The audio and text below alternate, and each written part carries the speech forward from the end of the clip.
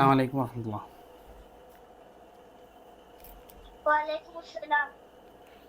അപ്പോൾ തുടങ്ങാം. ഞാൻ അടുത്ത ക്ലാസ് മുതൽ നമ്മൾ ഒരു 10 മിനിറ്റ് അങ്ങോട്ട് വെക്കേണ്ടി വരും. കാരണം മഗ്രിബ് സ്വല കഴിഞ്ഞ് എത്തൂല. അപ്പോൾ ഒരു 10 മിനിറ്റ് അങ്ങോട്ട് മാറ്റേണ്ടി വരും. ഓക്കെ. ബിസ്മില്ലാഹി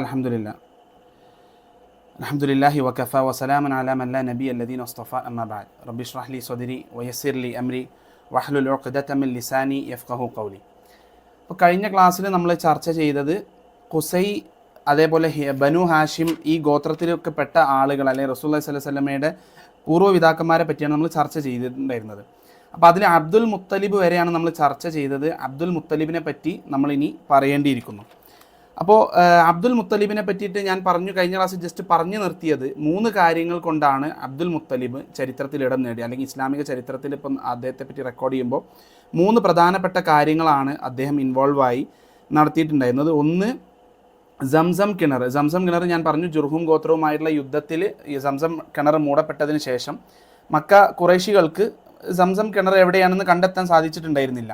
അപ്പോൾ ആ സംസം കിണർ കണ്ടെത്തിയത് അബ്ദുൽ മുത്തലിബായിരുന്നു. അപ്പോൾ അബ്ദുൽ മുത്തലിബ്, അപ്പോൾ ഇത് ചരിത്രത്തിൽ റെക്കോർഡ് ചെയ്തിട്ടുള്ളത് സംഭവം ഇങ്ങനെയാണ്. ഇപ്പോൾ അബ്ദുൽ മുത്തലിബിന് നിരന്തരം അദ്ദേഹം സ്വപ്നം കാണാൻ തുടങ്ങി. അതായത് ഏത് ഭാഗത്താണ് സംസം കിണറുള്ളത് എന്നുള്ളത് അദ്ദേഹം സ്വപ്നം കാണാൻ വേണ്ടി തുടങ്ങി. അപ്പോൾ അദ്ദേഹം സ്വപ്നം കണ്ടിട്ട് അപ്പോൾ അദ്ദേഹം ആദ്യമൊക്കെ 1-2 പ്രാവശ്യമൊക്കെ സ്വപ്നം കണ്ടപ്പോഴും അദ്ദേഹം അത് കാര്യത്തിൽ എടുത്തിട്ടില്ല. പിന്നീട് അത് റിപ്പീറ്റഡ് ആയിട്ട് ഈ സ്വപ്നം കാണാൻ തുടങ്ങിയപ്പോൾ അദ്ദേഹം എന്ത് ചെയ്തു, അദ്ദേഹത്തിൻ്റെ മൂത്ത മകൻ ഹാരിസുമായി അദ്ദേഹം ആ ഒരു പെർട്ടിക്കുലർ സ്ഥലത്ത് പോയി അത് കിണർ കുഴിക്കാൻ വേണ്ടിയിട്ട് തുടങ്ങുകയാണ്.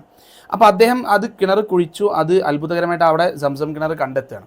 അപ്പോൾ അങ്ങനെ കണ്ടെത്തിയതിന് ശേഷം തൊട്ടുടനെ ഖുറൈശി ഗോത്രത്തിൽപ്പെട്ട ആളുകൾ വന്നിട്ട് പറഞ്ഞു, ഇത് നമുക്ക് എല്ലാവരുടെയും അവകാശം, ഇത് ഞങ്ങളുതാണ് എന്നുള്ള രീതിയിൽ അവകാശപ്പെട്ടു. കാരണം ഇത് ഖുറൈശികളുടെ ആയിരുന്നല്ലോ സംസം കിണർ. അപ്പോൾ അബ്ദുൽ മുത്തലിബ് പറഞ്ഞില്ല, സ്വാഭാവികമായിട്ട് അബ്ദുൽ മുത്തലിബാണ് ഇത് കണ്ടെത്തിയത്. അപ്പോൾ അബ്ദുൽ മുത്തലിബിന് മാത്രമായിട്ട് എന്തെങ്കിലും ഒരു അവകാശം അതിൽ വേണം എന്നുള്ളത് കൊണ്ട് തന്നെ അബ്ദുൽ മുത്തലിബ് എന്ത് ചെയ്തില്ല, അത് സമ്മതിച്ചില്ല. അപ്പോൾ അദ്ദേഹം അവരുമായിട്ടൊരു കോൺഫ്ലിക്റ്റ് തുടങ്ങുകയാണ്. ആ ഒരു സമയത്ത്, അല്ലെങ്കിൽ അവരുമായിട്ടുള്ള മൽപ്പിടുത്തത്തിൻ്റെ ഇടയിലോ അല്ലെങ്കിൽ ആ ഒരു പ്രശ്നത്തിൻ്റെ ഇടയിലോ അദ്ദേഹം എന്ത് ചെയ്തു, ഒരു സത്യം നടത്തി. എനിക്ക് അള്ളാഹുവിനെ തൊട്ട് സത്യം ചെയ്യാണ്, എന്നെ ഡിഫെൻഡ് ചെയ്യാൻ, എന്നെ പ്രതിരോധിക്കാൻ, എന്നെ സംരക്ഷിക്കാൻ എനിക്കൊരു 10 ആൺമക്കളെ തരികയാണെങ്കിൽ അതിലൊരാളെ ഞാൻ അള്ളാഹുവിന് വേണ്ടി ബലി നിർവഹിക്കുമെന്ന് അദ്ദേഹം സത്യം ചെയ്യണം. അപ്പോൾ പക്ഷെ ആ പ്രശ്നം അത് പിന്നീട് എല്ലാവരും കൂടി അംഗീകരിച്ചിട്ട് അവരെന്ത് ചെയ്യണം, ചരിത്രത്തിൽ കാണാൻ പറ്റുന്ന ഇതുപോലെ ഒരു ജ്യോതിഷ ആളുമായി ബന്ധപ്പെട്ട ഒരാളെടുത്ത് ഒരു പ്രീസ്റ്റിൻ്റെ അടുത്ത് പോവാണ്. അപ്പോൾ ആ ആളെടുത്തേക്ക് പോയിട്ട് അവരെന്താണോ തീരുമാനം പറയുന്നത് അത് നമുക്ക് അനുസരിക്കാം ഈ കിണറിൻ്റെ വിഷയത്തിൽ എന്നുള്ള ഒരു ധാരണ രൂപപ്പെടുകയും അവരെല്ലാവരും കൂടി ആ ആളെ കാണാൻ വേണ്ടിയിട്ട് പുറപ്പെടുകയാണ്. ആ പോകുന്ന വഴിയിൽ അവർക്ക് വെള്ളം ലഭിക്കാതെ, അല്ലെങ്കിൽ അവർക്ക് വഴി തെറ്റുകയും ഒരു സ്ഥലത്ത് വെച്ചിട്ട് അവരെല്ലാവരും, അബ്ദുൽ മുത്തലിബും ഈ സംഘമായി പുറപ്പെട്ട ആളുകൾ എല്ലാവരും ചേർന്ന് ഒരു സ്ഥലത്ത് എത്തിപ്പെട്ട് അവർക്ക് വെള്ളം കിട്ടാതെ മരണപ്പെടുന്ന അവസ്ഥ വരെ എത്തി. അപ്പോൾ എല്ലാവരും തീരുമാനിച്ചത് എല്ലാവരും അവനവൻ്റെ ഖബർ കുഴിക്കുക. കാരണം മറ്റുള്ളവരുടെ ഖബർ കുഴിക്കാനുള്ള ഒരു ആരോഗ്യം പോലും ഇല്ല. അപ്പോൾ സ്വന്തം ഖബർ കുഴിക്കാൻ വേണ്ടി ആവശ്യപ്പെട്ടപ്പോൾ എല്ലാവരും സ്വന്തം ഖബർ കുഴിക്കാൻ തുടങ്ങിയപ്പോൾ അബ്ദുൽ മുത്തലിബ് സ്വന്തം ഖബർ കുഴിക്കുന്ന സമയത്ത് വീണ്ടും അവിടെ വേറൊരു വെള്ളത്തിൻ്റെ ഉറവ കണ്ടെത്തുകയാണ്. അപ്പോൾ ഇത് കണ്ടപ്പോൾ ആളുകൾക്ക് മനസ്സിലായി, ഇത് അബ്ദുൽ മുത്തലിബിന് അവകാശപ്പെട്ടത് തന്നെയാണ്. അതുകൊണ്ട് തന്നെ സംസം കിണർ കണ്ടെത്തിയതും അതിൻ്റെ അവകാശവും അവർ എല്ലാവരും ചേർന്ന് അബ്ദുൽ മുത്തലിബിന് വിട്ടുകൊടുക്കുകയാണ്. ഇതാണ് അബ്ദുൽ മുത്തലിബിനെ പറ്റിയിട്ട് ചരിത്രത്തിൽ കണ്ടുവരുന്ന ഏറ്റവും പ്രധാനപ്പെട്ട സംഭവങ്ങളിൽ ഒന്ന്. ഇനി അബ്ദുൽ മുത്തലിബിന് 18ഓളം കുട്ടികളുണ്ടായിരുന്നു. അതിൽ മക്കളുണ്ട്, സുബൈർ, അബ്ദുള്ള, അബു താലിബ്. അപ്പോൾ അബ്ദുള്ള, അല്ലെങ്കിൽ റസൂലുള്ളാഹി സ്വല്ലല്ലാഹു അലൈഹി വസല്ലമയുടെ പിതാവ് അബ്ദുള്ളയും അബു താലിബും രണ്ടുപേരും ഒരു ഭാര്യയിലുണ്ടായിരുന്നു, അല്ലെങ്കിൽ ഫുൾ ബ്രദേഴ്സ് ആയിരുന്നു എന്നുള്ളത് കാണാൻ പറ്റും. അപ്പോൾ പിന്നീട് ഈ 10 ആൺകുട്ടികൾ ഉണ്ടാകുന്ന സമയത്ത് അതിൽ ഇളയ മകനാണ് അബ്ദുള്ള. അപ്പോൾ അബ്ദുള്ളയെ അദ്ദേഹം എന്ത് ചെയ്യാണ്, ബലികർമ്മം നിർവഹിക്കാൻ വേണ്ടിയിട്ട്, അബ്ദുള്ളയെ അറക്കാൻ വേണ്ടിയിട്ട് കഅബയുടെ അടുത്തേക്ക് ചെന്നപ്പോൾ അന്ന് അവിടെ ഉണ്ടായിരുന്ന ആളുകളെല്ലാം ചേർന്ന് അത് തടയുകയാണ്. അപ്പോൾ അത് തടഞ്ഞിട്ട് അവർ അദ്ദേഹത്തോട് ആവശ്യപ്പെടുകയാണ്, എന്തുകൊണ്ട് നമ്മൾ മുമ്പ് പോയതുപോലെ ആ ഒരു പ്രീസ്റ്റിൻ്റെ അടുത്ത് പോയിട്ട് നമുക്ക് അഭിപ്രായം ചോദിക്കാം എന്താ ചെയ്യേണ്ടതെന്ന്. അപ്പോൾ അതുപോലെ ആളെടുത്ത് പോയി അഭിപ്രായം ചോദിച്ചപ്പോൾ അവരാണ് നിർദ്ദേശിക്കുന്നത്, നമുക്ക് നിങ്ങൾ ഈ അബ്ദുള്ളയെ ബലികർമ്മം നിർവഹിക്കുന്നതിന് പകരം അല്ലെങ്കിൽ ഒരു മനുഷ്യനെ അറക്കുന്നതിന് പകരം നിങ്ങൾ 100 ഒട്ടകത്തെ അറുത്താൽ മതി. 100 ഒട്ടകം എന്ന് പറയുന്നത് ചെറിയ സംഖ്യയല്ല. അപ്പോൾ 100 ഒട്ടകത്തെ അറുത്താൽ മതിയാവും എന്നുള്ളത് ആ ഉപദേശം അവിടെ നിന്ന് കേൾക്കുകയും പിന്നീട് അത് ഇസ്ലാമിൽ അപ്പോൾ അന്ന് മുതൽ ഖുറൈശികളിൽ ഉണ്ടായിരുന്ന ഒരു ബ്ലഡ് മണി സിസ്റ്റം, അതായത് ഒരാളെ നമ്മൾ അന്യായമായി കൊല ചെയ്യുക അല്ലെങ്കിൽ അറിയാതെ കൊല്ലപ്പെടുന്ന ഒരു അവസ്ഥ ഉണ്ടായിക്കഴിഞ്ഞാൽ അതിനെ ഓവർകം ചെയ്യാൻ വേണ്ടി അല്ലെങ്കിൽ അതിന് കഫാറയായിട്ട് ഒരു 100 ഒട്ടകത്തെ അറക്കുക എന്ന സിസ്റ്റം വന്നത് ഈ ഒരു സംഭവത്തിൽ നിന്നാണ്. ഇസ്ലാം പിന്നീട് വന്ന് വന്ന് കുറേ കാര്യങ്ങൾ അല്ലെങ്കിൽ അന്ന് നിലവിലുണ്ടായിരുന്ന ചില കാര്യങ്ങളൊക്കെ ഇസ്ലാം എന്ത് ചെയ്യുന്നുണ്ട്, നിലനിർത്തുന്നുണ്ട്. അപ്പോൾ ഈ ഒരു മനുഷ്യൻ്റെ ജീവന് പകരമായി 100 ഒട്ടകത്തെ അറക്കുക എന്നുള്ള സമ്പ്രദായം അബ്ദുള്ളയിൽ നിന്ന് അല്ലെങ്കിൽ അബ്ദുൽ മുത്തലിബിൽ നിന്ന് വരികയും അത് ഇസ്ലാം എന്ത് ചെയ്യാണ്, സ്ഥിരപ്പെടുത്തുകയും ചെയ്യുന്നതായിട്ട് നമുക്ക് കാണാൻ സാധിക്കും. അപ്പോൾ ഇതിൻ്റെ ചരിത്രം ഇവിടെ നിന്നാണ് വരുന്നത്. ഇനി മറ്റൊരു പ്രധാനപ്പെട്ട ഒരു സംഭവമാണ് ഈ അബ്രഹ അല്ലെങ്കിൽ ഈ കഅബ പൊളിക്കാൻ വരുമ്പോൾ അബ്രഹ രാജാവ് കഅബ പൊളിക്കാൻ വരുന്ന ചരിത്രം വളരെ പ്രസിദ്ധമായ ചരിത്രമാണ്. അപ്പോൾ അതിൽ അബ്ദുൽ മുത്തലിബിൻ്റെ റോള്. അപ്പോൾ അബ്രഹ എന്ന് പറയുന്നത് നജ്ജാഷി രാജാവിന്, അല്ലെങ്കിൽ നമ്മൾ കേട്ടിട്ടുള്ള അല്ലെങ്കിൽ റസൂലുള്ളാഹി സ്വല്ലല്ലാഹു അലൈഹി വസല്ലമയുടെ സമയത്ത് സഹാബത്ത് ഹിജ്റ പോയ നജ്ജാഷി രാജാവല്ല. അത് നജ്ജാഷി എന്ന് പറയുന്ന ഒരു ടൈറ്റിലാണ്, ആ നേഗസ് എന്ന് പറയുന്ന ഒരു ടൈറ്റിലാണ്. ഇപ്പോൾ റസൂലുള്ളാഹി സ്വല്ലല്ലാഹു അലൈഹി വസല്ലമയുടെ കാലഘട്ടത്തിൽ സഹാബത്ത് ഹിജ്റ പോയ ആ നജ്ജാഷി രാജാവ് ഒരു ടൈറ്റിലാണ്. അദ്ദേഹത്തിൻ്റെ യഥാർത്ഥ പേര് അസ്ഹൂമ എന്നായിരുന്നു. അപ്പോൾ ആ നജ്ജാഷി രാജാവിൻ്റെ ഉപ്പ, അദ്ദേഹത്തിൻ്റെ കീഴിലുണ്ടായിരുന്ന യമനിലെ ഒരു ഗവർണറായിരുന്നു ഈ അബ്രഹ എന്ന് പറയുന്ന വ്യക്തി. അപ്പോൾ ആ നജ്ജാഷിയുടെ ഉപ്പ, അദ്ദേഹത്തിൻ്റെ കീഴിലുണ്ടായിരുന്ന ഈ ഗവർണർ, അദ്ദേഹം കാണുകയാണ് ആളുകൾ മുഴുവൻ, ലോകത്തുള്ള മുഴുവൻ ആളുകളും ഈ ഹജ്ജിന് വേണ്ടിയിട്ട് അല്ലെങ്കിൽ ലോകത്ത് വ്യത്യസ്ത ഭാഗത്തു നിന്നുള്ള ആളുകൾ ഹജ്ജിന് വേണ്ടി കഅബയിലേക്ക് പോകുന്നത് അദ്ദേഹം കാണുകയാണ്. അപ്പോൾ അദ്ദേഹത്തിന് അത് ഇഷ്ടപ്പെടുന്നില്ല. അദ്ദേഹം പറയുന്നത്, ഞാൻ ഇതുപോലെ ഒരു ക്രിസ്ത്യൻ കത്തീഡ്രൽ ഉണ്ടാക്കും, അപ്പോൾ അതിലേക്ക് ആളുകളെ ഞാൻ ആകർഷിക്കും, ആളുകൾ ഇനി ഇങ്ങോട്ട് വരും എന്നുള്ളത് അദ്ദേഹം അതിനു വേണ്ടി ഒരു പുതിയ സ്റ്റെപ്പ് എടുക്കുകയാണ്. അപ്പോൾ അദ്ദേഹം അത് ഉണ്ടാക്കി, എന്നിട്ട് പോലും ആളുകൾ മക്കയിലേക്ക് പോകുന്നത് പോലെ ഇങ്ങോട്ട് വരുന്നില്ല. അപ്പോൾ അദ്ദേഹം തീരുമാനിക്കുന്നത്, ഞാൻ ഇതെന്ത് ചെയ്യാൻ പോവാണ്, ഇത് നശിപ്പിക്കാൻ പോവാണ്, ഈ കഅബയെ ഞാൻ നശിപ്പിക്കാൻ പോവാണ്. അപ്പോൾ അതിനുവേണ്ടി അദ്ദേഹം ആനകളുടെ, അപ്പോൾ ആന എന്ന് പറയുന്നത് അന്നത്തെ അറബികൾക്ക് പരിചയമില്ലാത്തൊരു ഒരു ജീവിയാണ്. അപ്പോൾ ആനയെ ഒരു മഹ്മൂദ് എന്ന പേരുള്ള ഒരു ചീഫ്, അതായത് ആനകളുടെ നേതാവായ ഒരു ആനയുണ്ട്, ഏറ്റവും പ്രധാനപ്പെട്ട ആന, അതിൻ്റെ പേര് മഹ്മൂദ് എന്നായിരുന്നു. എന്നിട്ട് അബസീനിയയിലേക്ക് അദ്ദേഹം ഈ ആനകളെയും ഈ സൈന്യത്തെയും ഒക്കെപ്പാടെ ചേർത്തിട്ട് അദ്ദേഹം പോവുകയാണ്. എന്നിട്ട് പോയി കഴിഞ്ഞതിന് ശേഷം അദ്ദേഹം ആദ്യം ചെയ്ത പരിപാടി എന്താണെന്ന് വെച്ച് കഴിഞ്ഞാൽ, ഇപ്പോൾ ഖുറൈശികളുടെ നേതാവ് അബ്ദുൽ മുത്തലിബാണ്. അപ്പോൾ അബ്ദുൽ മുത്തലിബിൻ്റെ കൺട്രോളിലുണ്ടായിരുന്ന ഒട്ടകങ്ങളെയും ആടുകളെയും, അത് 100 കണക്കിന് ആടുകളെയും ഒട്ടകങ്ങളെയൊക്കെ പിടിച്ചടക്കിയിട്ട് അദ്ദേഹം കാത്തിരിക്കുകയാണ് അബ്ദുൽ മുത്തലിബിൻ്റെ ഒരു റെസ്പോൺസ് എന്തായിരിക്കും. കാരണം അബ്ദുൽ മുത്തലിബിന് അറിയാം ഇദ്ദേഹം വന്നിട്ടുള്ളത് കഅബ പൊളിക്കാൻ വേണ്ടിയിട്ടാണ്. അപ്പോൾ ആ സമയത്ത് അദ്ദേഹം ഇപ്പോൾ അബ്രഹ ടെൻറ്റിലിരിക്കുന്ന സമയത്ത് അബ്ദുൽ മുത്തലിബിൻ്റെ ഒരു വരവ്, അപ്പോൾ ആളുകൾ അബ്ദുൽ മുത്തലിബിനെ വർണ്ണിക്കുന്ന ഒരു വർണ്ണനയൊക്കെ കാണാൻ പറ്റും. അദ്ദേഹം നല്ല ഉയരത്തിലുള്ള വളരെ സുന്ദരനായ ഒരു മനുഷ്യൻ. അപ്പോൾ അബ്ദുൽ മുത്തലിബ് ഈ അബ്രഹ രാജാവിൻ്റെ സദസ്സിലേക്ക് കയറി വരികയും എന്നിട്ട് അപ്പോൾ അബ്രഹ രാജാവ് അദ്ദേഹത്തിൻ്റെ അടുത്തേക്ക് വന്നിട്ട് സംസാരിച്ചിട്ട് പറയാണ്, എനിക്ക് നിങ്ങളുമായിട്ടൊരു പ്രശ്നവുമില്ല, നിങ്ങളെല്ലാവരും ഒന്ന് പുറത്തേക്ക് ഇറങ്ങി തന്നു കഴിഞ്ഞാൽ ഞാൻ ഈ കഅബ പൊളിച്ചിട്ട് ഞാൻ പൊക്കോളാം. ഇതാണ് അബ്ദുൽ മുത്തലിബിന് എന്തായാലും ഇദ്ദേഹത്തെ തടുക്കാനുള്ള ശക്തിയും കാര്യങ്ങളൊന്നും ഇല്ലേനും. അപ്പോൾ അദ്ദേഹം അപ്പോൾ തന്നെ ആ സ്പോട്ടിൽ പറഞ്ഞു, ഞാൻ കഅബയെ പറ്റി സംസാരിക്കാൻ വന്നതല്ല, ഞാൻ എൻ്റെ ഒട്ടകങ്ങളെ പറ്റി സംസാരിക്കാൻ വേണ്ടിയിട്ടാണ് വന്നത് എന്നുള്ളത്. അപ്പോൾ അത്രയും നേരം അബ്ദുൽ മുത്തലിബ് ആദ്യം കഅബയ്ക്ക് വേണ്ടി സംസാരിക്കാൻ വരികയാണ് എന്ന് വിചാരിച്ച് അബ്ദുൽ മുത്തലിബിനോടൊരു ബഹുമാന സൂചകമായിട്ടാണ് ആര് വരുന്നത്, അബ്രഹ ആദ്യം അദ്ദേഹത്തോട് സംസാരിക്കാൻ തുടങ്ങുന്നത്. പക്ഷെ ആ സംസാരിക്കുമ്പോൾ അദ്ദേഹത്തിന് ഉണ്ടായിരുന്ന ആ ബഹുമാനം അബ്ദുൽ മുത്തലിബ് ഈ ഒരു വാക്ക് പറഞ്ഞതോടുകൂടി, എൻ്റെ ഒട്ടകങ്ങൾക്ക് വേണ്ടിയിട്ടാണ് ഞാൻ വന്നത് എന്ന വാക്ക് പറഞ്ഞതോട് കൂടിയിട്ട് അദ്ദേഹത്തിന് ആ ബഹുമാനം നഷ്ടപ്പെടുകയാണ്. അപ്പം നമ്മൾ ഇതിൽ നിന്ന് മനസ്സിലാക്കേണ്ട ഒരു കാര്യം എന്താണെന്ന് വെച്ച് കഴിഞ്ഞാൽ, ഏത് ശത്രു, എത്ര വലിയ ശത്രുവാണെങ്കിലും ശരി, നമ്മൾ വിശ്വസിക്കുന്ന ആദർശത്തിലാണ് നമ്മൾ ഉറച്ചു നിൽക്കുന്നതെന്നുണ്ടെങ്കിൽ അതിന് എത്ര നമ്മളെ എതിർക്കുന്ന നമ്മൾ നശിപ്പിക്കാൻ വരുന്ന ആളുകളാണെങ്കിലും ശരി, അവർക്ക് നമ്മളോടൊരു ബഹുമാനം ഉണ്ടാവും. അത് നമ്മുടെ ആദർശത്തിൻ്റെ ഒരു വാല്യൂ ആണ് അവിടെ കാണിക്കുന്നത്. അപ്പം ഇദ്ദേഹം ആ ആദർശത്തിന് വേണ്ടി വന്നതല്ല, അദ്ദേഹത്തിൻ്റെ ഒട്ടകത്തിന് വേണ്ടി വന്നതാണെന്ന് കേൾക്കുമ്പോൾ അബ്രഹയ്ക്ക് അബ്ദുൽ മുത്തലിബിനോടുള്ള ബഹുമാനം നഷ്ടപ്പെടുന്ന അവസ്ഥയാണ് നമ്മളവിടെ കാണുന്നത്. അപ്പോൾ അദ്ദേഹം പറയുന്നത്, അപ്പോൾ അബ്രഹ തിരിച്ചു ചോദിക്കുകയാണ്, ഞാൻ നിങ്ങളുടെ ആരാധനാ കേന്ദ്രം നശിപ്പിക്കാൻ വേണ്ടി വന്നതാണ്, അപ്പോൾ എന്നിട്ട് നിങ്ങൾ എന്നോട് സംസാരിക്കുന്നതോ ഒട്ടകങ്ങളെ പറ്റി. അപ്പോഴാണ് അബ്ദുൽ മുത്തലിബ് ആ ഒരു ഫേമസ് ആയിട്ടുള്ള ഡയലോഗ് പറയുന്നത്, ഈ വീടിന് അല്ലെങ്കിൽ കഅബയ്ക്ക് ഒരു നാഥനുണ്ട്, ആ കഅബയുടെ നാഥൻ ആ കഅബ സംരക്ഷിച്ചോളൂ, ഈ ഒട്ടകങ്ങളുടെ നാഥൻ ഞാനാണ്. അപ്പോൾ ആ ഒട്ടകങ്ങൾക്ക് വേണ്ടി സംസാരിക്കാൻ വേറെ ആരും വരില്ല, അതുകൊണ്ടാണ് ഞാൻ വന്നത് എന്നുള്ളത്. അപ്പോൾ അദ്ദേഹം എന്നിട്ട് ആ ഒട്ടകങ്ങളെ എല്ലാം വിട്ടുകൊടുക്കുകയാണ്. അപ്പോൾ അദ്ദേഹം പറഞ്ഞു ഞാൻ ഇവിടുന്ന് പൊക്കോളാം. എന്നിട്ട് അബ്ദുൽ മുത്തലിബ് കഅബയുടെ മുമ്പിൽ നിന്നുകൊണ്ട് അള്ളാഹു സുബ്ഹാനഹു വ തആലയോട് പ്രാർത്ഥിക്കുകയാണ്, ഞങ്ങൾക്ക് ഇനി ഇത് സംരക്ഷിക്കാനുള്ള കഴിവില്ല, ഇത് നീ സംരക്ഷിക്കണമെന്ന് അള്ളാഹുവിനോട് ആവശ്യപ്പെട്ടിട്ട് അവരെല്ലാവരും ഖുറൈശികളെല്ലാവരും ചേർന്ന് മലയുടെ പിന്നിലേക്ക് പോയി ഒളിച്ചിരുന്നിട്ട് അദ്ദേഹം എന്ത് ചെയ്യാണ്, നോക്കുകയാണ് ഇത് എന്താണ് ഇനി സംഭവിക്കാൻ പോകുന്നത്. അപ്പോഴാണ് അബ്രഹ രാജാവ് ഇത് നശിപ്പിക്കാൻ വേണ്ടി വരുന്നു. ആനകൾ എത്രയായിട്ടും ഈ കഅബയുടെ മുന്നിലെത്തി കഴിഞ്ഞാൽ കഅബയുടെ നേർക്ക് പോകില്ല. ആനകൾ അത്രയും ഉപദ്രവിച്ചു വരെ നോക്കി, അദ്ദേഹം തിരിച്ചു മറിച്ചൊക്കെ ശ്രമിച്ചു നോക്കി, പക്ഷേ സാധിക്കുന്നില്ല. അപ്പോൾ അതിനുശേഷമാണ് നമുക്ക് അറിയാം അല്ലാഹു സുബ്ഹാനഹു വ തആല പക്ഷികളെ പറഞ്ഞേക്കുകയും അർസൽന അലൈഹിം ത്വയ്റൻ അബാബീൽ തർമീഹിം ബിഹിജാറത്തിൻ മിൻ സിജ്ജീൽ. അപ്പോൾ നരകത്തിൽ നിന്നുള്ള കല്ലുകളാണ് അന്ന് അവരുടെ മേത്ത് പതിച്ച്. കാരണം എന്താണെന്ന് വെച്ച് കഴിഞ്ഞാൽ ഈ കല്ലുകൾ ചെറിയ ചെറിയ കല്ലുകളാണ്, അത് ഇവരുടെ ശരീരത്തിൽ വീണിട്ട് അവരുടെ ഈ മാംസം അലിഞ്ഞു പോകുന്ന അവസ്ഥയിലാണ് ആ കല്ലിൻ്റെ ചൂട് അത്രത്തോളം നിന്ന്. അപ്പോൾ നമുക്ക് വലിയ തീഗോളോ അല്ല, അതൊന്നുമല്ല, ചെറിയ കല്ലുകൾ, നരകത്തിൽ നിന്നുള്ള ആ കല്ലുകൾ പറഞ്ഞയച്ചിട്ട് ആ കല്ല് ഇതിൻ്റെ ശരീരത്തിൽ വീണിട്ട് ഇത് അലിഞ്ഞു പോവാണ്, ശരീരം അലിഞ്ഞു പോകുന്ന അവസ്ഥ. അപ്പോൾ ഇതിലേറ്റവും കൂടുതൽ അനുഭവിച്ചത് അബ്രഹ രാജാവാണ്. കാരണം അബ്രഹ ഇത് ഈ ഒരു പരിക്ക് പറ്റിയിട്ട് അബ്രഹത്തിനെ ഇവർ കൊണ്ടുപോവാണ്. അദ്ദേഹത്തിന് അദ്ദേഹത്തിൻ്റെ നാട്ടിലേക്ക് തന്നെ ഇത് ഏകദേശം അനുഭവിച്ചു തുടങ്ങി. കൊണ്ടുപോകുന്ന ഇടയിൽ അദ്ദേഹത്തിൻ്റെ മാംസം ഉരിഞ്ഞിങ്ങനെ വീണുകൊണ്ടിരിക്കുന്നു. അങ്ങനെ അദ്ദേഹത്തിൻ്റെ നാടെത്തുന്നതിന് തൊട്ട് മുന്നായിട്ട് അങ്ങനെ ഇഞ്ചിഞ്ചായി വളരെ നരകയാതന അനുഭവിച്ചിട്ടാണ് അബ്രഹാം മരണപ്പെട്ടതെന്ന് നമുക്ക് ചരിത്രത്തിൽ കാണാൻ പറ്റും.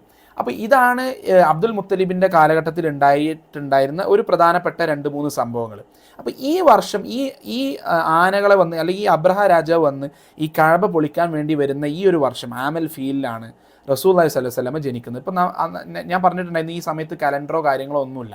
അപ്പോൾ അന്ന് സഹാബത്തൊക്കെ അല്ലെങ്കിൽ ഉമർ ഖത്താബ് കലണ്ടർ സ്ഥാപിക്കുന്നതിന് മുമ്പ് സഹാബത്ത് എന്തെങ്കിലുമൊക്കെ കാര്യം ചരിത്രം പറയലുണ്ടായിരുന്നു, അല്ലെങ്കിൽ എന്തെങ്കിലും സംഭവങ്ങൾ പറയാം, ഏതെങ്കിലും ഒരു പ്രധാനപ്പെട്ട സംഭവത്തിൻ്റെ അടിസ്ഥാനത്തിൽ അല്ലെങ്കിൽ ഇത് നടന്ന ആ വർഷം അല്ലെങ്കിൽ മറ്റു കാര്യം നടന്ന ഈ വർഷം എന്നുള്ള രീതിയിലാണ് പറയാം. അപ്പോൾ റസൂലുള്ളാഹി സ്വല്ലല്ലാഹു അലൈഹി വസല്ലം ജനിച്ചത് ആമൽ ഫീലിലാണ്, അല്ലെങ്കിൽ ഈ ഒരു സംഭവം നടന്ന വർഷം ഏതാണോ ആ വർഷമാണ് ജനിക്കുന്നത് എന്നുള്ളത്. അപ്പോൾ ചില പണ്ഡിതന്മാർ വളരെ ഇൻട്രസ്റ്റിംഗ് ആയിട്ട് പറയുന്ന ഒരു കാര്യമുണ്ട്. അതായത് ഇപ്പോൾ അബ്രഹ രാജാവ് വന്നത് അന്ന് ക്രിസ്ത്യൻസാണ്, ആ മക്കയിലുണ്ടായിരുന്നത് ഖുറൈശികളായിട്ടുള്ള അല്ലെങ്കിൽ ബഹുദൈവ ആരാധകരാണ്. അവർ അള്ളാഹുവിനെ ആരാധിക്കുമെങ്കിൽ പോലും അവർ ബഹുദൈവ ആരാധകരാണ്. അപ്പോൾ ഇവർക്ക് ആർക്കുമല്ല കഅബയെ സംരക്ഷിക്കാൻ പറ്റിയത്. കഅബയെ സംരക്ഷിക്കാൻ അള്ളാഹു സുബ്ഹാനഹു വ തആല നേരിട്ട് ഇടപെടുകയാണ്. അപ്പോൾ ആ സമയത്ത് ആ നാട്ടിൽ റസൂലുള്ളാഹി സ്വല്ലല്ലാഹു അലൈഹി വസല്ലമ പണ്ഡിതന്മാർ പറയുന്ന ആമിന ബീവിക്ക് അന്ന് റസൂലുള്ളാഹി സ്വല്ലല്ലാഹു അലൈഹി വസല്ലമ വയറ്റിലുണ്ട്. അപ്പോൾ റസൂലുള്ളാഹിക്ക് വേണ്ടിയിട്ടാണ്, അല്ലെങ്കിൽ ആ ഒരു റസൂലുള്ളാഹിക്ക് മാത്രമേ കഅബയെ സംരക്ഷിക്കാൻ പറ്റുള്ളൂ എന്നുള്ള ഒരു സിംബോളിസം ഉണ്ട് എന്നുള്ളത് പണ്ഡിതന്മാർ പറയുന്നത് കാണാൻ പറ്റും. അപ്പോൾ ഇതാണ് ഈ ഒരു സന്ദർഭത്തിലാണ് ഇതിൻ്റെ ഒരു കോണ്ടെക്സ്റ്റ് എന്ന് പറയുന്നത്. ഇനി അബ്ദുള്ളയും ഇനി റസൂലുള്ളാഹി സ്വല്ലല്ലാഹു അലൈഹി വസല്ലമയുടെ കൃത്യമായിട്ടുള്ള ജനനത്തിലേക്ക് ആണ് നമ്മളെ ചർച്ച മുന്നോട്ട് പോവുക. അപ്പോൾ ഇതിൽ നമുക്കറിയാം പിതാവ് അബ്ദുള്ളയും ആമിനയും. അപ്പോൾ ഇവരെ പറ്റിയിട്ട് വളരെ കുറഞ്ഞ ഇൻഫോർമേഷനേ ഉള്ളൂ. ഇപ്പം ഞാൻ പൊതുവേ നമ്മൾ പറയുകയാണെങ്കിൽ ഇപ്പോൾ മക്കൻ കാലഘട്ടം എന്ന് പറയുന്നത് 53 വർഷമാണ്, അല്ലെങ്കിൽ 13 വർഷം റസൂലുള്ളാഹി സ്വല്ലല്ലാഹു അലൈഹി വസല്ലമക്ക് വഹി ലഭിച്ചതിന് ശേഷം 13 വർഷം അവിടെ ഉണ്ട്, 10 വർഷം മദീനയിലുണ്ട്. അപ്പോൾ ഈ മക്കയിലുള്ള അതിന് മുൻപത്തെ ഈ 40 വർഷത്തെ പറ്റിയും അല്ലെങ്കിൽ 13 വർഷം മൊത്തത്തിലും കൂട്ടി നോക്കിക്കഴിഞ്ഞാൽ വളരെ കുറഞ്ഞ ഡേറ്റ മദീന സീറയിലേക്ക് വരുന്നതിന് മുൻപായിട്ട് നമ്മൾ കണക്കൂട്ടുമ്പോൾ വളരെ കുറഞ്ഞ ഡാറ്റ നമ്മളെ കയ്യിലുള്ളൂ. അപ്പോൾ കാരണം എന്ന് വെച്ചാൽ ഇപ്പോൾ റസൂലുള്ളാഹി സ്വല്ലല്ലാഹു അലൈഹി വസല്ലം നുബുവത്ത് ലഭിക്കുന്നതിന് മുമ്പ് ആരാണ് ഇതൊക്കെ റെക്കോർഡ് ചെയ്യുക? അപ്പോൾ വളരെ കുറഞ്ഞ ഇൻഫോർമേഷൻ ഇവിടുന്ന് നമ്മൾ പീസ് ഔട്ട് ചെയ്തിട്ട് ആണ് ആളുകൾ എന്ത് ചെയ്തിട്ടുള്ളത്, ചരിത്രം റെക്കോർഡ് ചെയ്തിട്ടുള്ളത്. അപ്പോൾ അബ്ദുള്ളയും ആമിനയും അവരുടെ 20ാമത്തെ വയസ്സ് അല്ലെങ്കിൽ 20 വയസ്സിൻ്റെ ആ ഒരു കാലഘട്ടത്തിൽ തന്നെ മരണപ്പെടുന്നുണ്ട്. അപ്പോൾ 2 പേരും റസൂലുള്ളാഹി സ്വല്ലല്ലാഹു അലൈഹി വസല്ലമക്ക് നുബുവത്ത് ലഭിക്കുന്നതിന് മുമ്പ് മരണപ്പെട്ട നമുക്കറിയാം. അബ്ദുള്ള റസൂലുള്ളാഹി സ്വല്ലല്ലാഹു അലൈഹി വസല്ലം ജനിച്ച ആ വർഷം തന്നെ മരണപ്പെടുകയാണ്. 6 വയസ്സുള്ളപ്പോഴാണ് ആമിന ബീവി മരണപ്പെടുന്നത്. റസൂലുള്ളാഹി സ്വല്ലല്ലാഹു അലൈഹി വസല്ലമക്ക് 8 വയസ്സുള്ളപ്പോഴാണ് അബ്ദുൽ മുത്തലിബ് മരണപ്പെടുന്നത്. അപ്പോൾ അബ്ദുൽ മുത്തലിബിന് അബ്ദുള്ളക്ക് വേണ്ടിയിട്ടൊരു ഒരു ഭാര്യയെ കണ്ടെത്തണം എന്നുള്ളത്. അപ്പോൾ ബനു സുഹറ എന്ന ഗോത്രത്തിൽ നിന്നുള്ള അതിൻ്റെ ഗോത്ര നേതാവിന്, അബ്ദുൽ മുത്തലിബ് അന്നത്തെ നേതാവാണ്, ഖുറൈശികളുടെ നേതാവാണ്. അപ്പോൾ ബനു സുഹറ എന്ന് പറയുന്ന ഗോത്രത്തിൻ്റെ നേതാവായിട്ടുള്ള വഹബ് എന്ന് പറയുന്ന വ്യക്തിയുടെ മകളെ തന്നെ എന്ത് ചെയ്തു, അബ്ദുൽ മുത്തലിബ് അബ്ദുള്ളക്ക് വേണ്ടി ആലോചിക്കുകയാണ്. അപ്പോൾ ആമിന ബിൻതി വഹബ്. അപ്പോൾ ഈ കല്യാണം നടക്കുന്നത് നമ്മൾ മുമ്പത്തെ ക്ലാസ്സുകളിൽ വിശദീകരിച്ചു, 2 യാത്രകൾ ഉണ്ടായിരുന്നു. റിഹ്ലത്ത് അശ്ശിതാഇ വസൈഫ്, അതായത് ചൂട് കാലത്ത് സിറിയ ഭാഗത്ത് നോർത്തിലേക്കുള്ള യാത്രയും തണുപ്പ് കാലത്ത് യമനിലേക്കുള്ള യാത്രയും. അപ്പോൾ ഈ നോർത്തിലേക്കുള്ള കച്ചവട യാത്രക്ക് ആ ഒരു സീസൺ തുടങ്ങുന്നതിന് കുറച്ച് മുമ്പാണ് അബ്ദുള്ളയും ആമിനെയും വിവാഹം കഴിക്കുന്നത്. അപ്പോൾ ഈ വിവാഹം കഴിച്ച് ഒരു 3-4 ദിവസം മാത്രമേ അബ്ദുള്ളയും ആമിനെയും ഒരുമിച്ച് താമസിച്ചിട്ടുള്ളൂ. അതിനുശേഷം അബ്ദുള്ള എന്ത് ചെയ്യാണ്, ഈ സിറിയ ഈ കച്ചവട യാത്രയ്ക്കൊപ്പം പുറപ്പെടുകയാണ്. അങ്ങനെ ഈ സിറിയയിലേക്ക് ഈ കച്ചവടത്തിന് പോകുന്നു. കച്ചവട യാത്ര കഴിഞ്ഞ് തിരിച്ചു വരുന്ന വഴിയിൽ അദ്ദേഹത്തിന് അസുഖം ബാധിക്കുകയും അദ്ദേഹം എന്ത് ചെയ്യാണ്, ഈ യസ്രിബിനടുത്ത് വെച്ച്, അതായത് ഇന്നത്തെ മദീന യസ്രിബിനടുത്ത് വെച്ച് അദ്ദേഹം പറയാണ്, എനിക്ക് ഇവിടെ ബന്ധുക്കളുണ്ട്, ഞാൻ ഇവിടെ ഇറങ്ങി എൻ്റെ അസുഖമൊക്കെ ഒന്ന് മാറിയിട്ട് ഭേദമായിട്ട് ഞാൻ തിരിച്ചു പൊക്കോളാം എന്നുള്ളത്. അപ്പോൾ എങ്ങനെയാണ് യസ്രിബിൽ അബ്ദുള്ളക്ക് കുടുംബക്കാർ വന്നത്? നമ്മൾ പറഞ്ഞു, അബ്ദുൽ മുത്തലിബിന് ഒരു ഭാര്യ മദീനയിൽ നിന്നാണ്, ഹാഷിം വിവാഹം കഴിച്ചത് മദീനയിൽ നിന്നാണ് എന്നുള്ളത് നമ്മൾ പറഞ്ഞു. അപ്പോൾ അങ്ങനെയാണ് റസൂലുള്ളാഹി സ്വല്ലല്ലാഹു അലൈഹി വസല്ലമക്ക് മദീനയിൽ കുടുംബക്കാർ വരുന്നത്. അപ്പോൾ ആ കുടുംബം അവിടെ ഉള്ളത് കൊണ്ട് തന്നെ അബ്ദുള്ള അവിടെ ഇറങ്ങുകയും അവിടെ വെച്ച് മരണപ്പെടുകയുമാണ് ചെയ്യുന്നത്. അപ്പോൾ ഈ കച്ചവട സംഘം എന്ത് ചെയ്യുന്നില്ല, തിരിച്ചെത്തുന്നില്ല. അപ്പോൾ ഈ ഒരു സമയത്ത് അല്ലെങ്കിൽ കച്ചവട സംഘം പുറപ്പെടുമ്പോൾ ആമിനക്ക് കൂട്ടായിട്ടുണ്ടായിരുന്നത് ഉമ്മി ഐമൻ റളിയല്ലാഹു തആല അൻഹയാണ്.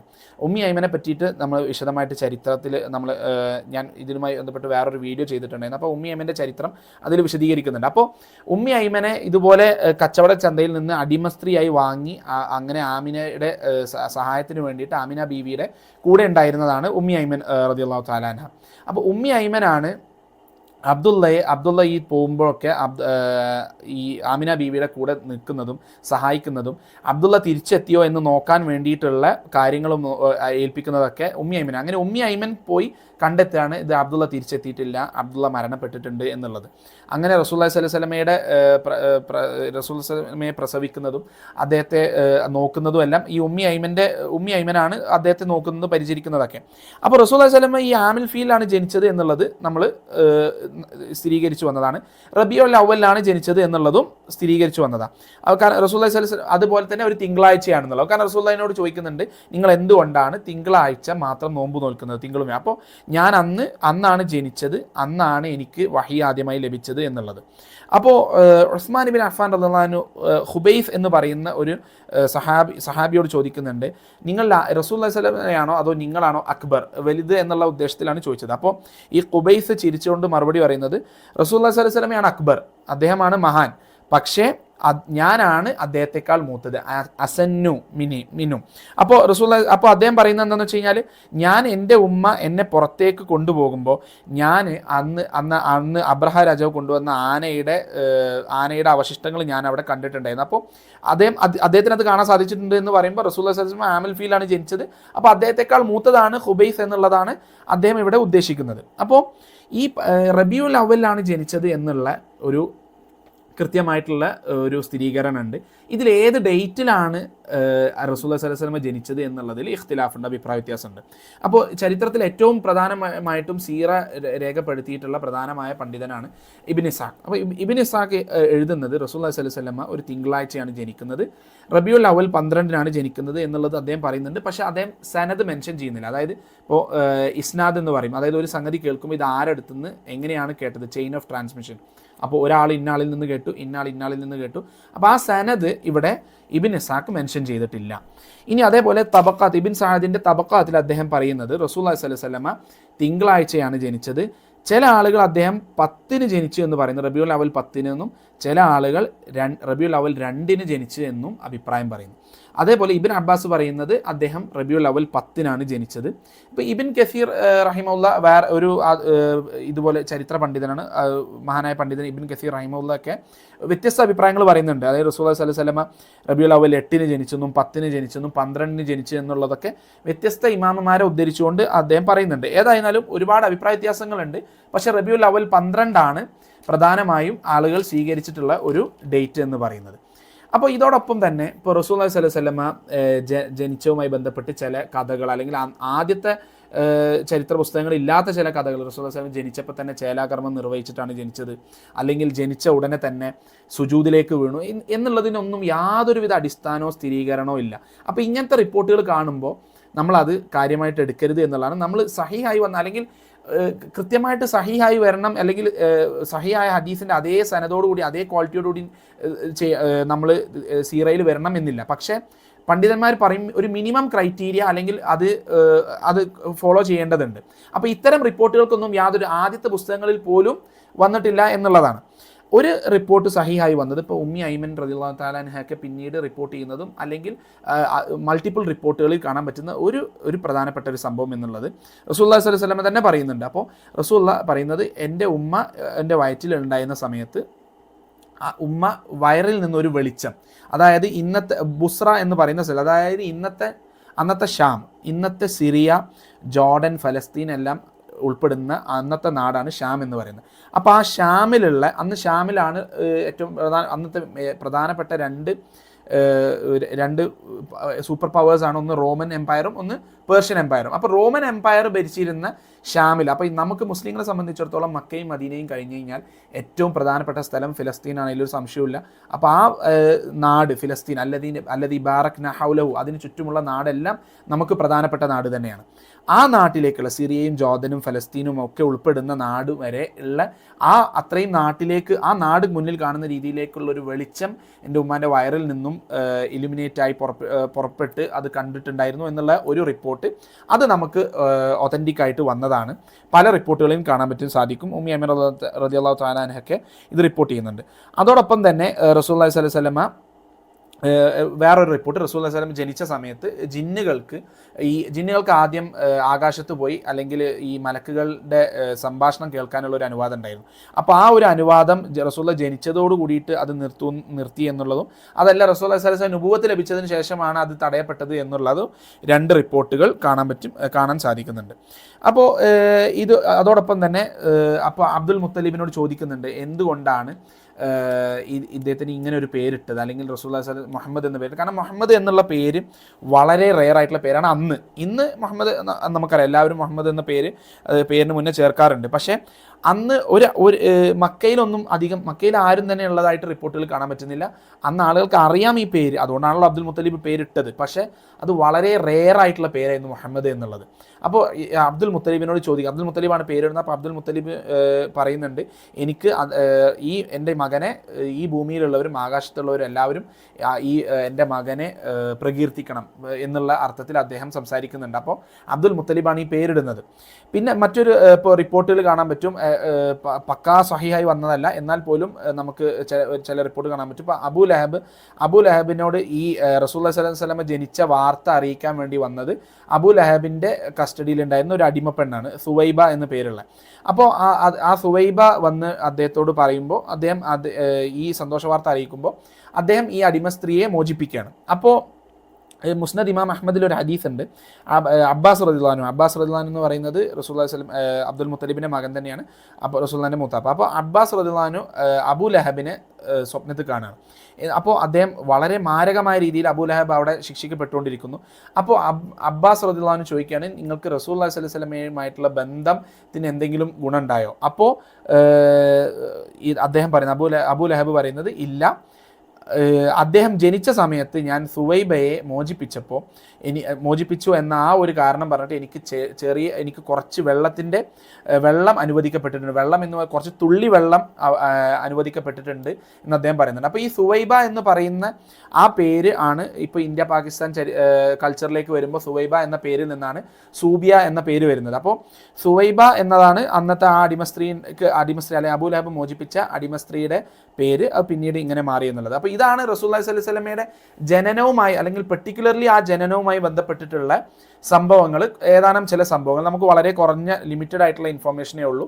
ഇനി റസൂലുള്ളാഹി സ്വല്ലല്ലാഹു അലൈഹി വസല്ലമയുടെ കുട്ടിക്കാലത്തെ പറ്റിയിട്ടും നമുക്ക് ചെറിയ, അല്ലെങ്കിൽ 6 വയസ്സ് വരെ അല്ലെങ്കിൽ 8 വയസ്സ് വരെയുള്ള ആ ഒരു കാലഘട്ടത്തിലുള്ള കുട്ടിക്കാലവുമായി ബന്ധപ്പെട്ടിട്ടുള്ള വളരെ കുറഞ്ഞ ഇൻഫോർമേഷൻ ഉണ്ട്. അത് നമുക്ക് അടുത്ത ക്ലാസ്സിൽ വിശദീകരിക്കാം. അതോടൊപ്പം പറയാനുള്ളത്, അടുത്ത ക്ലാസ് ഞാനൊരു 10 മിനിറ്റ് അങ്ങോട്ട്, ഇപ്പം ഞാൻ ആദ്യം പറഞ്ഞു ഒരു മഗ്‌രിബ് സ്വലാൻ്റെ ഒരു പ്രശ്നമുണ്ട്. അപ്പോൾ എനിക്കൊരു ഇവിടുത്തെ സമയം ഒരു 7:10 ജോയിൻ ചെയ്യാൻ പറ്റില്ല. അപ്പോൾ നാട്ടിലെ സമയം ഒരു 9:40 മുതൽ ഒരു 10:10 വരെ ആ ഒരു രീതിയിൽ നമുക്കൊരു അരമണിക്കൂർ ക്ലാസ് നമുക്ക് കൊണ്ടുപോകാം. അപ്പോൾ ഇത്രയും പറഞ്ഞാൽ നമുക്ക് അവസാനിപ്പിക്കാം. ഇനി അടുത്ത ക്ലാസ്സിൽ നമുക്ക് ഇതിൻ്റെ തുടർച്ച റസൂലുള്ളാഹി സ്വല്ലല്ലാഹു അലൈഹി വസല്ലമയുടെ കുട്ടിക്കാലം നമുക്ക് ചർച്ച ചെയ്യാം. വാഖിർ ദഅ്വാന അൽഹംദുലില്ലാഹി റബ്ബിൽ ആലമീൻ. അസ്സലാമു അലൈക്കും വറഹ്മത്തുള്ളാഹി വബറകാതുഹു. ഫതആല അല്ലാഹുൽ മലികുൽ ഹഖ് വലാ തഅജൽ ബിൽ ഖുർആനി മിൻ ഖബ്ലി അൻ യുഖ്ദാ ഇലൈക جميع